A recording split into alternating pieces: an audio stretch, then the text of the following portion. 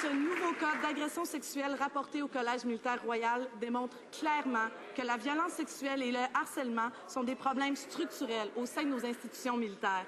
Et le Canada ne peut pas accepter qu'on traite ainsi celles et ceux qui se dévouent pour leur pays. Les faits sont indéniables, mais l'armée ne s'entend toujours pas sur la gravité de la situation.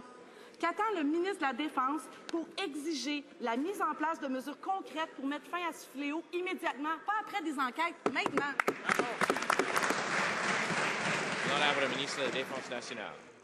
Monsieur le Président, il y a les allégations d'un acte criminel. Alors, le Service national des enquêtes des forces canadiennes a lancé une enquête criminelle. Est-il la position de la députée qu'on ne doit pas avoir une enquête criminelle sur ces allégations graves? J'espère pas.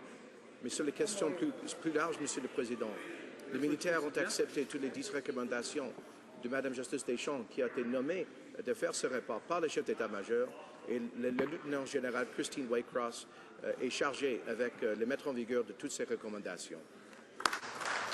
L'honorable député de Portneuf. Les victimes ont assez attendu. Il faut agir maintenant.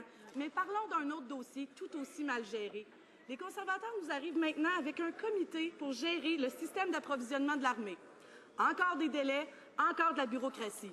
La décision du gouvernement pour le renouvellement temporaire de sa flotte de bateaux de ravitaillement se fait toujours attendre et la proposition de chantier des vies demeure sans réponse. Est-ce que le ministre peut nous expliquer comment il pense que plus de bureaucratie va vraiment arriver à corriger 10 ans de gestion catastrophique?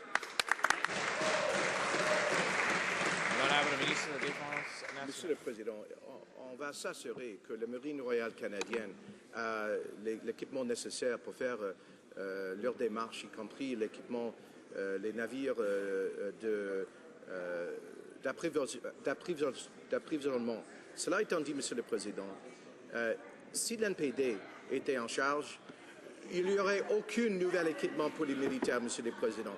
L'NPD a voté dans toute leur existence contre les ressources supplémentaires pour les militaires canadiens, Monsieur le Président. Et le meilleur parti en ce qui concerne les intérêts des militaires canadiens, c'est l'NPD.